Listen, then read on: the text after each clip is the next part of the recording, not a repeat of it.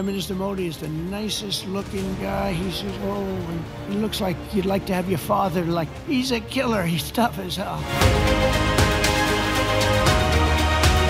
Namaste and welcome to News of Fight. Nanu Bhavana Argauda.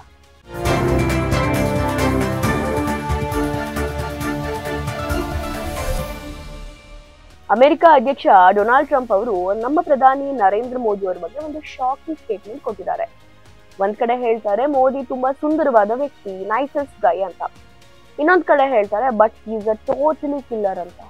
ಅಷ್ಟಕ್ಕೆ ನಿಲ್ದೆ India Pakistan ಮಧ್ಯೆ ಯುದ್ಧ ನಿಲ್ಸಿದ್ ನಾನೇ ಅಂತ ತಮ್ಮ ಹಳೆ ಕಾರ್ಡನ್ನ ಮತ್ತೆ ಪ್ಲೇ ಮಾಡಿದ್ದಾರೆ.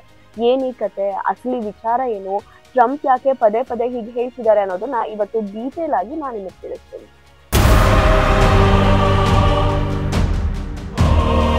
ಫಸ್ಟ್ ಟ್ರಂಪ್ ಏನ್ ಹೇಳಿದ್ರು ಅಂತ ನೋಡೋದಾದ್ರೆ, ಅವರು ಈ ಮಾತನ್ನು ಹೇಳಿದ್ದು APEC ಸಿಇಒಗಳ ಒಂದು ಭೋಜನ ಕೂಟದಲ್ಲಿ. ಟ್ರಂಪ್ ಅವರ ಸ್ಟೈಲ್ ನಿಮಗೆಲ್ಲ ಗೊತ್ತೇ ಇದೆ, ಮಾತನ್ನ ತಿರುಗಿಸಿ ಸೀದಾ ಮಾತಿಗೆ ಬರೋದು. ಅವ್ರು ಏನ್ ಹೇಳಿದ್ರು ಅಂದ್ರೆ, ಭಾರತದ ಪ್ರಧಾನಿ ನರೇಂದ್ರ ಮೋದಿ ಅವರ ಬಗ್ಗೆ ನನಗೆ ಅಪಾರವಾದ ಗೌರವ ಇದೆ, ಪ್ರೀತಿ ಇದೆ ಮತ್ತು ಅವರು ತುಂಬಾ ಸುಂದರವಾದ ವ್ಯಕ್ತಿ. ಇಲ್ಲಿ ತನಕ ಓಕೆ.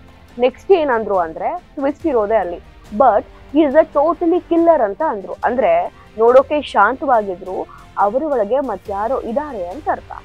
ಇದನ್ನ ಸ್ವಲ್ಪ ಡೀಟೇಲ್ ಆಗಿ ನೋಡೋದಾದ್ರೆ, ಟ್ರಂಪ್ ಅವರು ಮೋದಿ ಅವರನ್ನ ಕಿಲ್ಲರ್ ಅಂತ ಹೇಳಿದ್ರು. ಅಂದ್ರೆ ಮೋದಿ ಅವರ ವ್ಯಕ್ತಿತ್ವಕ್ಕೆ, ಅಂದ್ರೆ ರಾಜಕೀಯ ಮಾತುಕತೆಗಳಲ್ಲಿ ನೆಗೋಸಿಯೇಷನ್ ಮಾಡೋಕೆ ಮೋದಿ ತುಂಬಾ ಟಫ್ ಮ್ಯಾನ್ ಅಂತ. ಹಾಗೆ ಮುಂದುವರೆದು ಹೇಳಿದ್ರು, ಅವರನ್ನ ಒಪ್ಪಿಸೋದು ತುಂಬಾ ಸುಲಭ ಅಲ್ಲ, ಅವರು ಸುಲಭಕ್ಕೆ ಮಣಿಯಲ್ಲ ಅನ್ನೋ ಅರ್ಥದಲ್ಲಿ ಟ್ರಂಪ್ ಈ ಪದವನ್ನ ಬಳಸಿದ್ದಾರೆ. ಆದ್ರೆ ಒಂದು ದೇಶದ ಪ್ರಧಾನಿಗೆ ಹೀಗೆ ಹೇಳೋದು ಎಷ್ಟು ಸರಿ, ನೀವೇ ಒಂದ್ಸಲ ಯೋಚನೆ ಮಾಡ್ಬೇಕಲ್ವಾ. ಒಂದು ಸಣ್ಣ ಹೊಗಳಿಕೆ ಮತ್ತೊಂದು ದೊಡ್ಡ ಕಾಂಟ್ರವರ್ಸಿ, ಇದೆ ಅಲ್ವಾ ಟ್ರಂಪ್ ಅವರ ಸ್ಪೆಷಾಲಿಟಿ. ಈಗ ಆಕ್ಚುಯಲ್ ಟಾಪಿಕ್ ಏನು ಅಂತ ನಾನು ನಿಮಗೆ ತಿಳಿಸ್ತೀನಿ. ಮೋದಿ ಬಗ್ಗೆ ಮಾತಾಡಿದ ತಕ್ಷಣ ಟ್ರಂಪ್ ಅವರು ತಮ್ಮ ಹಳೆ ರಾಗವನ್ನ ಶುರು ಮಾಡಿದ್ರು. ಅದೇನು ಅಂದ್ರೆ, ಇಂಡಿಯಾ ಮತ್ತು ಪಾಕಿಸ್ತಾನ್ ನ್ಯೂಕ್ಲಿಯರ್ ಪವರ್ ಇರೋ ಎರಡು ದೇಶಗಳು, ಯುದ್ಧದ ಅಂಚಲಿದ್ವು, ನಾನೇ ಮಧ್ಯ ಪ್ರವೇಶ ಮಾಡಿ ಆ ಯುದ್ಧವನ್ನ ನಿಲ್ಲಿಸ್ತೆ ಅಂತ. ಹಾಗೆ ಅವ್ರು ಹೇಳ್ತಾರೆ, ಆಪರೇಷನ್ ಸಿಂಧೂರ್ ನಡೆದಾಗ ಗಡಿಯಲ್ಲಿ ಟೆನ್ಷನ್ ಪೀಕ್ ಅಲ್ಲಿತ್ತು. ಟ್ರಂಪ್ ಆ ಟೈಮ್ ಅಲ್ಲಿ ಏನ್ ಮಾಡಿದ್ರಂತ ಗೊತ್ತಾ, ಅವರೇ ಹೇಳ್ತಾರೆ, ನಾನು ಮೋದಿ ಮತ್ತು ಪಾಕಿಸ್ತಾನ್ PM-ಗೆ ಕಾಲ್ ಮಾಡಿ ಸೀದಾ ಒಂದ್ ಮಾತನ್ನ ಹೇಳ್ದೆ, ನೀವಿಬ್ರು ಯುದ್ಧ ನಿಲ್ಲಿಸ್ಲಿಲ್ಲ ಅಂದ್ರೆ ಅಮೆರಿಕಾದ ಜೊತೆ ಇನ್ ಮುಂದೆ ಯಾವುದೇ ವ್ಯಾಪಾರ ಇರಲ್ಲ, ಬೇಕಾದ್ರೆ 200% ಅಥವಾ 250% ಟ್ಯಾರಿಫ್ ಹಾಕ್ತೀನಿ ಅಂತ ಬೆದರಿಕೆ ಹಾಕಿದೆ ಅಂತ ಟ್ರಂಪ್ ಹೇಳಿದ್ರು. ಟ್ರಂಪ್ ಹೇಳೋ ಪ್ರಕಾರ ಅವರ ಆ ಒಂದು ಬೆದರಿಕೆಗೆ ಕೇವಲ 48 ಗಂಟೆಗಳಲ್ಲಿ ಯುದ್ಧ ನಿಂತೋಗ್ಬಿಡ್ತಂತೆ. ಅಷ್ಟೇ ಅಲ್ಲ, ಆ ಯುದ್ಧದ ಸಂದರ್ಭದಲ್ಲಿ 7 ಹೊಸ ಮತ್ತು ಸುಂದರವಾದ ಯುದ್ಧ ವಿಮಾನಗಳು ಕ್ರಾಶ್ ಆದ್ವಂತೆ. ಹೀಗೆ ಹೇಳಿ ಒಂದು ಹೊಸ ಬಾಂಬ್ ಹಾಕಿದ್ದಾರೆ. ಆದ್ರೆ ಆ ಯುದ್ಧ ವಿಮಾನ ಯಾವ ದೇಶದ್ದು ಅಂತ ಕ್ಲಿಯರ್ ಮಾಡಿಲ್ಲ.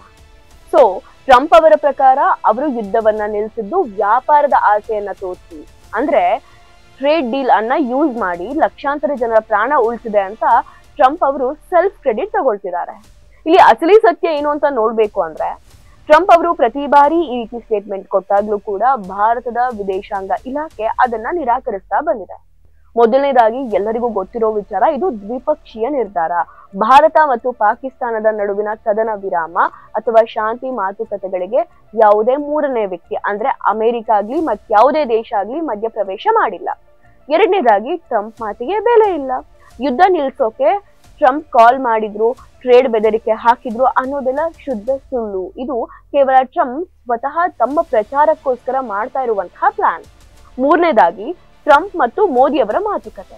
ದೀಪಾವಳಿ ಟೈಮ್ ಅಲ್ಲಿ ಮೋದಿ ಮತ್ತು ಟ್ರಂಪ್ ಮಾತಾಡಿದ್ ನಿಜ, ಆದ್ರೆ ಅಲ್ಲಿ ಪಾಕಿಸ್ತಾನ ಅಥವಾ ಆಗ್ಲಿ ಮತ್ಯಾವುದೇ ಯುದ್ಧದ ಬಗ್ಗೆ ಆಗ್ಲಿ ಚರ್ಚೆ ಆಗಿಲ್ಲ ಅಂತ ಭಾರತ ಗಟ್ಟಿಯಾಗಿ ಹೇಳಿದೆ. ಅಂದ್ರೆ ಇಲ್ಲಿ ಕ್ಲಿಯರ್ ಆಗಿ ಅರ್ಥ ಆಗುತ್ತೆ ನೋಡಿ, ಟ್ರಂಪ್ ಅವರು ನಾನೇ ಹೀರೋ ಅಂತ ಹೇಳ್ಕೊಳ್ತಿರೋದನ್ನ ಭಾರತ ಯಾವತ್ತೂ ಒಪ್ಕೊಂಡಿಲ್ಲ. ಭಾರತದ ನಿಲುವು ಯಾವಾಗ್ಲೂ ಕಾಶ್ಮೀರ ಮತ್ತು ಪಾಕಿಸ್ತಾನದೊಂದಿಗಿನ ಸಂಬಂಧ ಸಂಪೂರ್ಣವಾಗಿ ನಮ್ಮ ದ್ವಿಪಕ್ಷೀಯ ವಿಚಾರ, ಅಂದ್ರೆ ಬಯಲ್ಯಾಟ್ರಲ್ ಅಗ್ರಿಮೆಂಟ್ ಆಗಿದೆ. ಹೊರಗಿನವರ ಹಸ್ತಕ್ಷೇಪ ಬೇಕಾಗಿಲ್ಲ ಅನ್ನೋದನ್ನ ನಮ್ಮ ಭಾರತ ಸರ್ಕಾರ ಕ್ಲಿಯರ್ ಆಗಿ ಹೇಳಿದೆ. ಇಲ್ಲಿ ಒಂದು ಯೋಚನೆ ಬರುತ್ತೆ, ಭಾರತ ನಿರಾಕರಿಸಿದ್ರು ಕೂಡ ಪದೇ ಪದೇ ಯಾಕೆ ಟ್ರಂಪ್ ಅವರು ಯುದ್ಧವನ್ನ ನಾನೇ ನಿಲ್ಲಿಸ್ತೇನೆ ಅಂತ ಹೇಳ್ತಾರೆ ಅಂತ. ಮೊದಲನೇದಾಗಿ ನೋಬೆಲ್ ಪ್ರಶಸ್ತಿಯ ಆಸೆ. ಟ್ರಂಪ್ ಅವರಿಗೆ ಶಾಂತಿ ಸ್ಥಾಪನೆಗೆ ನೋಬೆಲ್ ಶಾಂತಿ ಪ್ರಶಸ್ತಿ ಗೆಲ್ಲೋ ಆಸೆ ಮೊದಲಿಂದಲೂ ಇದೆ. ಇದು ಹಲವು ಬಾರಿ ವರದಿ ಕೂಡ ಆಗಿದೆ. ಆ ಆಸೆಯಿಂದ ತಾನು ಜಗತ್ತಿನ ದೊಡ್ಡ ಸಮಸ್ಯೆಗಳನ್ನ ಬಗೆಹರಿಸ್ತೆ ಅಂತ ತೋರಿಸ್ಕೊಳ್ಳೋಕೆ ಈ ರೀತಿ ಮಾತಾಡ್ತಿದ್ದಾರೆ. ಹಾಗೆ ಒತ್ತಡದಿಂದ ಕೂಡ ಮಾತಾಡಿರ್ಬೋದು.